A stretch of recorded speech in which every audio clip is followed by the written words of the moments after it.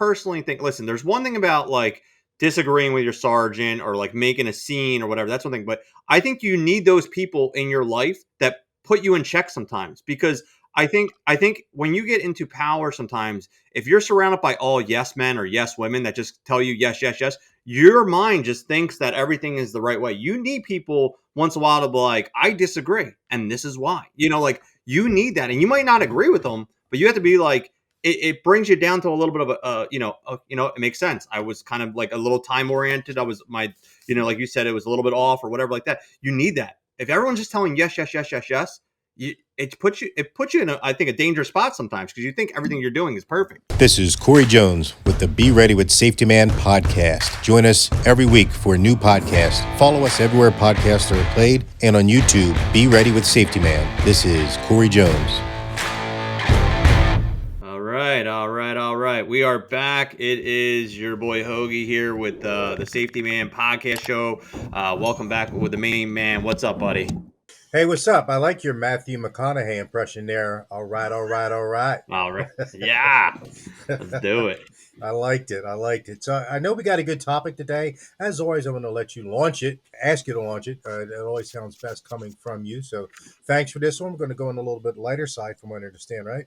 Yep. Yeah. So, we'd like to mix it up here. We've done some movie stuff in the past and, some Hollywood stuff. So, I think it's hard to not be a cop and not talk about cops and movies and TV shows. I mean, any cop that doesn't tell you that some cop at some point on TV didn't influence them a little bit, or like, they're completely lying. We all like those cowboys and, the wild ones back in the day. And listen, we all know that those policies would never work in today's world of what you watch on TV. It's never going to hold up, but it's very fun and very enjoyable to watch.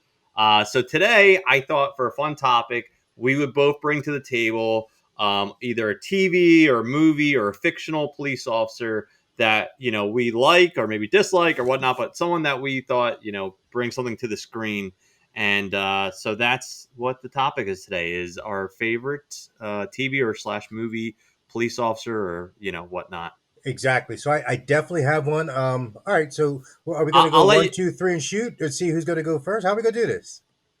You're the man. You go first. It's your show. All right. So this police officer, she plays a police officer. She plays. We're going female. Okay. All right. Yeah. She plays a couple of different types of character, but her persona is just always badass. And I get a little emotional when I talk about her because she really reminds me of a friend and a former colleague, Erica Abar, who was a Mount Laurel police officer who wound up taking her life back in 2018. Good friend of mine, worked in my platoon. We worked some hot calls together.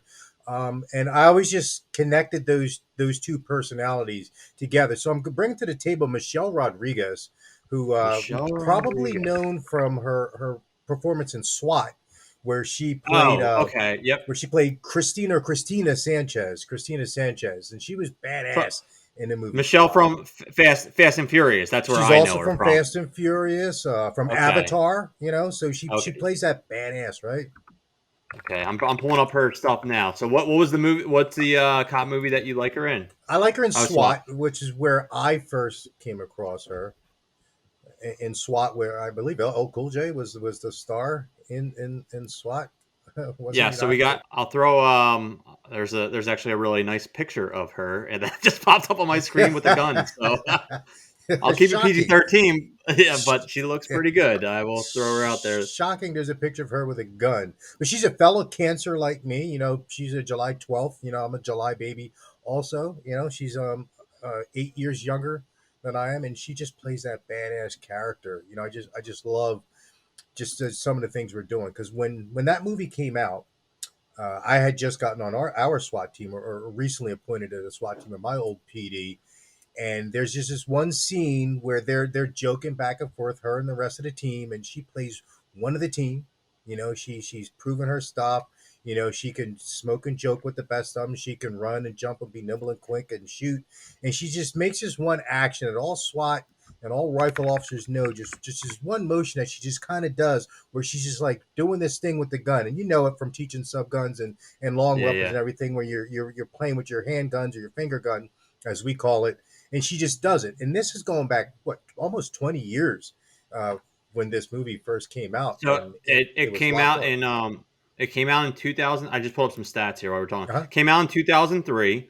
Okay. Starred top cast of Samuel L. Jackson, Colin Farrell, L. Cool J, Josh Charles, Michelle Rodriguez plays Chris Sanchez. Yeah. You know what? I'm gonna have to go back and rewatch this because I haven't watched this in a long time. So now I got to go back and you got another movie for me to jump back into here and dig into. But it's been a minute though.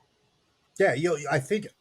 I think you'll like it. The kill ratio is not quite as high as the John Wick movies that we've looked at in the past, and yeah, as you alluded to earlier, some of the tactics that they're using, I don't know that they would pass muster in 2024, but the tactics were effective. They were their hearts were always in the right place in the movie. They didn't violate any civil rights or anything like that. Just the tactics were a little rougher. I'm looking real quick. I'm just doing a little deep dive while we're talking Mm-hmm. about her. Yeah, something else she's in is Battle Los Angeles. Now I get my wagons broken a lot when I talk about Battle Los Angeles, but she plays Tech Sergeant Elena Santos, and I'm just looking at some of the notes that I took because I can't remember all the names. I'm terrible with putting characters and their names together, other than John Wick or or Jason Bourne. But she's in that movie. Either you like Battle Los Angeles or it's a terrible C movie to you, right? When I'm flipping through channels, whenever I see Battle Los Angeles, I jump on it. But she plays that same badass character in there. I'm looking. So I was just looking at like I was looking of other things, but it looks like there's a movie called The Assignment. She's got guns in the picture, but I don't Yep, know yep. what. I had never seen this movie, The Assignment, so I don't know if she plays a cop or what she plays in this. I don't know what this one is. Um, I think it just says she plays Frank Kitchen, but it doesn't say if she's a police officer or not in Yeah, that I don't one. have that one in my list. The other one I have is Resident Evil. If you Oh, remember, true. she's in Resident Yeah. Evil. She plays Rain Kano in Resident Evil, right? Avatar, as I mentioned, and Battle Los Angeles. And then there's a new one called Crisis from 2021 where Okay. she's Supervisor Garrett. I actually did not see that movie yet, did not know that movie was in it. She's lower down on the cast list, but Crisis in 2021, that's just one on my list that I'm going to have to watch. Man, and she's in like I recently, I mean she's not a cop in this one, but I recently saw her in the Dungeons and Dragons movie that came out last year, which Okay, I will say is probably one of the most underrated films of last year. really? I think it got a it's a lighthearted comedy. And you don't have to be like a Dungeons and Dragons nerd to kind of get the comedy. Like the story's fun, it's good, the characters work, and like I said, she's in it, but it's not like she plays a cop or anything like that. But Right. I was actually pleasant. I don't play Dungeons and Dragons. I know very little about it. I know the board game, but I've never played it before. But I'll tell you what, it was actually a pretty good comedy, and it didn't get really any hype about it. It kind of whatever, but if you look it up on IMDb, it actually has some pretty decent ratings to it. I Yeah. think it just kind of didn't really hit its mark in the movie theater, but if you're looking for a good movie with her in it, that's one you want to check out. And she Didn't plays she play that similar type of character where she's the hard, like that's the one you want to have in your back? Yeah, she's like a badass in there. All right, cool, cool. She's like they're like a cast of misfits, like this whole team that comes together, and they all have like their own little skills and stuff like that. Right, And she's like the badass warrior of the crew, so she right. So plays that role pretty well. yeah, see, it's a little typecast, but she does it well. If it ain't broke, right, don't fix it. No, exactly. If If it they're ain't gonna broke. pay you, you might as do it. Exactly. And going back to my my friend Erica, very same thing. She was one of the crew. Proved her worth. I had ultimate confidence in her. We had a super hot call in town one day, and I was first on scene. She was second on scene. It came in as a reported active shooter in progress. And when she said that she's on scene in there starting to clear the building, I went and took a forward operating post in the main office, secured that with the maps, the principal, and all that kind of stuff, and she worked and ran point on clearing all the rooms, making sure all the elementary school children were safe and there were no assailants. It gave me such great confidence knowing that she was doing it. She worked it well. She's an Air Force veteran, Air National Guard veteran as well. She's really good in there with her M4, calling out the rooms. And actually, she wound up yelling at me because, as you can attest, being a cop, time dilation, right? when you're under stress, things can either seem like they're going really quickly or really slowly. And it Mm-hmm. seemed like it was just taking super long for her to call out the rooms as she was clearing them. So she calls out the one room, calls out the next room. It was the same amount of time when we listened to the radio, but me as a supervisor, I'm thinking, I'm calling a number 149 status, 149 status. She goes, stand by. Okay. So there's a little bit of a tone in that standby. Yeah, yeah, yeah. Then the next one, I'm like 149 status. She was stand by. So then she clears the whole school. We're like 45 minutes later. We come out. She comes out. She's got an M4 slung in her back. I'm like, good job. I go to fist bump her. She goes, can I holler at you? I'm like, okay, we're serious right now. Yeah. She goes, listen, when I'm clearing the rooms, give me a minute. All right. I got a lot of stuff I got to do. Got a lot of people I got to control. I got it. And then she was cool. And then she fist bumped. We were good to go. Like when I say she yelled at me, it was kind of, she made Yeah, her yeah. statement. She was 100% accurate, learning experience for both of us. And it was a good job. Job well done. And that just reminds me of the characters that Michelle Rodriguez plays. She's like, I got this. Let me go. Yeah. I think so you were a sergeant at the time when that happened? Yes. Yeah. Yeah. It So was I my listen. job. I was a supervisor. So here, listen, I'm gonna throw this out there, and I think this is a little off topic, but it's kind of how the podcast goes, wherever we feel like talking about. I personally think, listen, there's one thing about like disagreeing with your sergeant or like making a scene or whatever. That's one thing, but I think you need those people in your life that put you in check sometimes Oh, because yeah. I think when you get into power, sometimes if you're surrounded by all yes men or yes women that just tell you yes, yes, yes, your mind just thinks that everything is the right way. You need people once in a while to be like, I disagree, and this Yeah. is why. Like you need that, and you might not agree with them, but you have to be like, it brings you down to a little bit of it makes sense. I was kind of like a little time oriented. I was like you said, it was a little bit off or whatever like that. You need that. If everyone's just telling yes, yes, yes, yes, yes, it puts you in I think a dangerous spot sometimes because you think everything you're doing is perfect. I think you need those people in your life to tell you how it is sometimes. I always say Yes. like Yeah. my best friend. I always say my best And friends are assholes. you also, as a good supervisor, you also have to be able to take that, right? You also have to be able to listen and read the room, right? So when she came out, I went to fist bump her and she didn't launch the fist bump like people normally do when it's a job well done. I saw the look at her face and she was like, let me holler at you. I'm like, oh, we all know what that means. Like, let me holler at you for a minute. I'm like, okay, all right. Yeah, And there then I think and then there's we were good.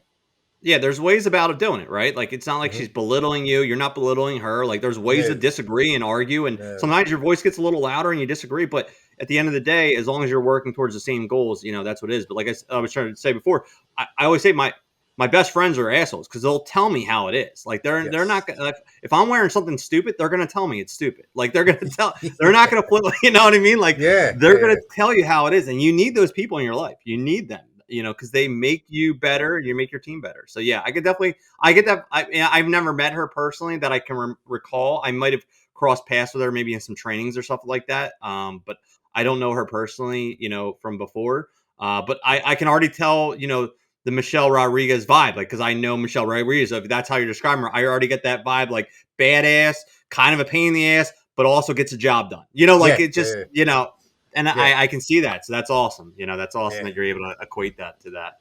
And my last thing about Michelle Rodriguez in Avatar is there's a scene that's in the trailer, and depending on which cut of the movie you're watching, if you're watching the director's cut or extended cut, it doesn't always make the movie, but it's in the trailer. She's flying that helicopter, for lack of a better word, with the Marines that are going to go down, or whoever they are, the warriors that are going to go down onto the planet, and she's just flying and she goes over this huge cliff and you just see this giant expanse and she goes, you should see your faces, right? Because she's the badass, she's been doing this all Yeah. day, and this is their first time on the planet, what, Pandora, right? Pandora, it's their Yeah. first Yeah. time there, and they're like, oh my goodness, right? And she's like, you should see your faces. And that's the scene from the trailer when that movie first came out. Like, that made me want to watch that movie. It's her saying that line from that scene.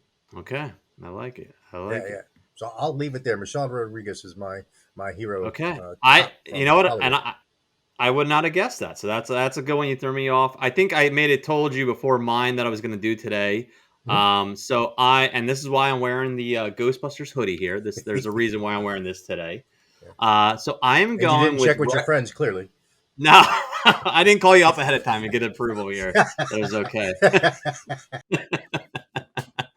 I am going with Reginald VelJohnson.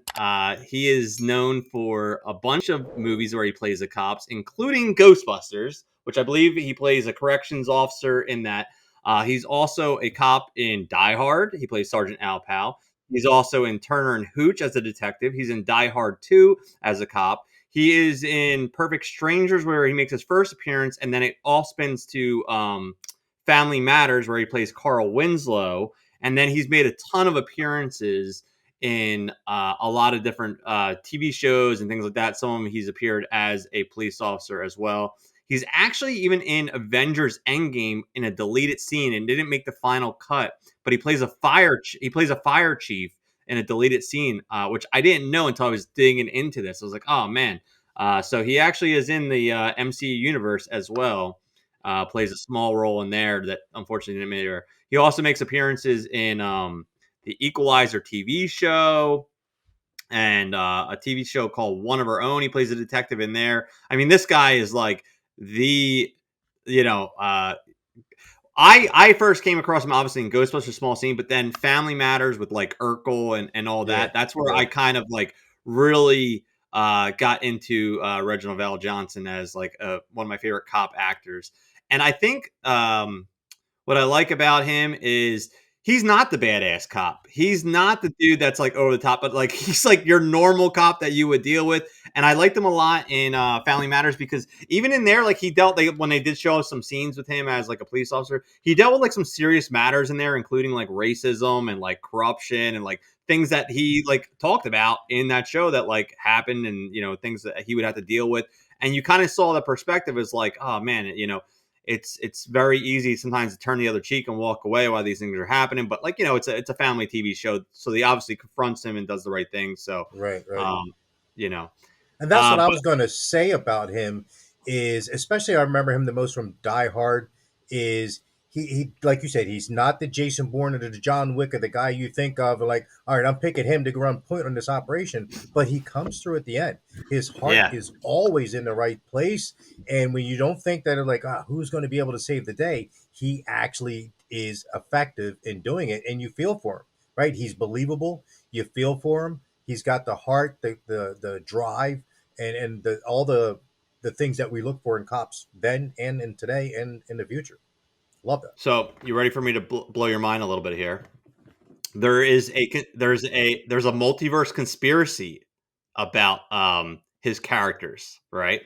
And I've heard this before, and I kind of dug in a little more and tried to put the pieces together myself. So the story goes like this, right? He's a cop or a municipal corrections cop in 1984 during Ghostbusters, right? He's in that world. He overhears Egon Spengler and the whole team talking about how the world's being taken over.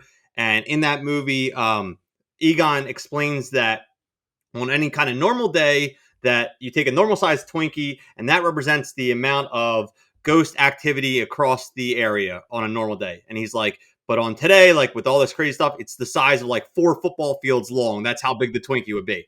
Okay. So they say, okay, so he sees this, and then Stay Puft Marshmallow takes over, and Reginald, as the cop in the movie, gets freaked out by all this and decides to leave the area and take his family and moves out to the West Coast. He moves out the West Coast, becomes a sergeant out there. That's when he gets in the shooting during Die Hard and gets into that all scene. But in the movie Die Hard, you see him going to the store, and what's he eating? Twinkies. Yes. He keeps getting Twinkies. So then that all happens. He decides to retire from there because now he's all over the news from Die Hard 1 and 2. There's too much pressure on him from John McClane and everything like that. He's now like making the news. He doesn't want to be known out there. So he changes his name. He moves to, I believe it was Chicago. And that's where he becomes Carl Winslow, the cop, as a name change, and works there as a family there.